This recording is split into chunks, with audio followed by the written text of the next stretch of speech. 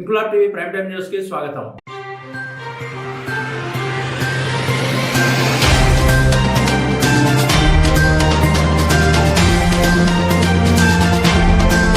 కాకినాడ జిల్లా ఏలేశ్వరం మండలం పెద్దనపల్లి గ్రామంలో శ్రీరామనవమి పర్వదినాన్ని పురస్కరించుకుని 103వ సీతారాముల కళ్యాణ మహోత్సవాల సందర్భంగా ఎంపీపీ గొల్లపల్లి బుజ్జి పర్యవేక్షణలో గొల్లపల్లి చెల్లయ్య మెమోరియల్ నాటక కళా పరిషత్ ఆధ్వర్యంలో నిర్వహించిన ఉభయ రాష్ట్రాల ఆహ్వాన నాటక పోటీలు అట్టహాసంగా ప్రారంభమయ్యాయి. ఈ పోటీలకు ముఖ్య అతిథులుగా ప్రత్తిపాడు జగ్గంపేట ఎమ్మెల్యేలు వరుపుల సత్యప్రభారాజా, జ్యోతుల నెహ్రూ, జనసేన నియోజకవర్గ సమన్వయకర్త మేడిశెట్టి బాబీ కూటమి శ్రేణులతో హాజరై జ్యోతి ప్రజ్వలన చేసి నాటక పోటీలను ప్రారంభించారు. ఈ సందర్భంగా ముఖ్య అతిథులను ఎంపీపీ బుజ్జి ఆధ్వర్యంలో నాటక కళా పరిషత్ నిర్వాహకులు శుంకర సత్యబాబు తదితరులు ఘనంగా సన్మానించగా మొదటిగా ప్రదర్శించిన ఇంద్రప్రస్థం నాటికను ఎమ్మెల్యేలు తిలకించారు. 4 రోజుల పాటు జరిగే ఉభయ రాష్ట్రాల నాటక పోటీల్లో 9 నాటికలు ప్రదర్శిస్తున్నామని కళా పరిషత్ అధ్యక్షుడు గొల్లపల్లి బుజ్జి తెలిపారు. ఈ సందర్భంగా ముఖ్య అతిథులు మాట్లాడుతూ ప్రస్తుత కాలంలో కళా పరిషత్ ద్వారా కళాకారులను గుర్తించి నాటక రంగాన్ని ప్రోత్సహిస్తున్న గొల్లపల్లి బుజ్జి అభినందనీయుడని,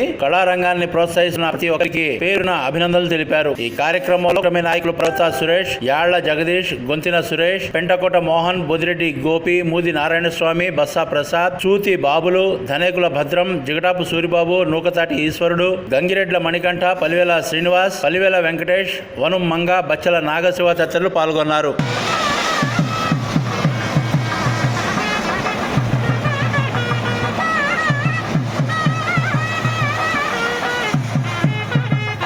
మరింతగా ఇటువంటి కార్యక్రమాలని చేయాలి, వారికి కళాకారుల్ని ప్రోత్సహించాలని చెప్పి ఈ సందర్భంగా నిర్వాహకులకు తెలియజేసుకుంటూ ఇందాక పెద్దలందరూ చెప్పడం జరిగింది.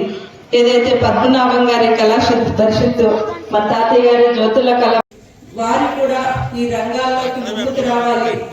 టెక్నాలజీ మారుతున్న వాటికి అనుగుణంగా ఈ నాటక రంగాల్ని, కళాకారులు కూడా అందులో భాగస్వామ్యం చేయాలి అని ఈ సందర్భంగా ప్రతి ఒక్కరికి నేను తెలియజేసుకుంటున్నాను.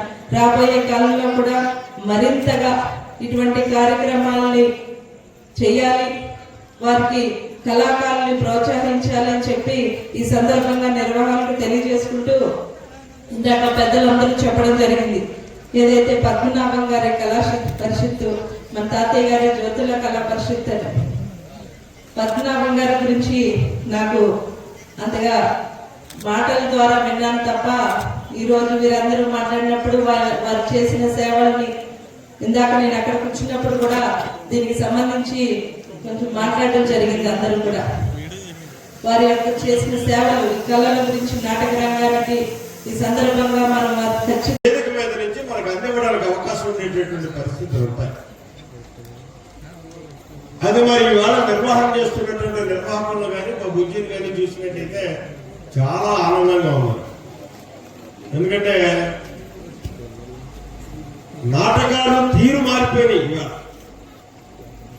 ఈ డయాస్ మీద ప్రదర్శించేటటువంటి నాటకం యొక్క విధానం వేరు. ఇక్కడ ఉండే ప్రతి ప్రదర్శన కూడా ఈ సమాజానికి, మనకి భవిష్యత్తుకి దిక్చూసి అవుతాయి. ఒక చక్కని దృశ్య మాలికతోటి మనందరికీ కూడా ఆదర్శవంతమైనటువంటి జీవితాలను ఇవ్వడానికి ఒక మెసేజ్ ఇచ్చేటటువంటి పరిస్థితి ఉంటుంది. మనం ఈరోజు గ్రామాల్లో నాటకాలు వేస్తున్నాం అంటే గ్రామీణ కళాకారులు ఇక్కడ నేను తప్పు పట్టడం కాదు, కనీసం నాటకాలను బతికించడానికి ప్రయత్నం చేస్తున్నారు కళ మీద ఉన్నటువంటి మోజుతో. కానీ ప్రేక్షకుడు మారిపోయినటువంటి స్వభావంలో కథ ఒక తీరుంటది, నాటకం జరిగేటటువంటి విధానం ఒక తీరుంటది. ప్రతి కళ హృదయుడు కూడా.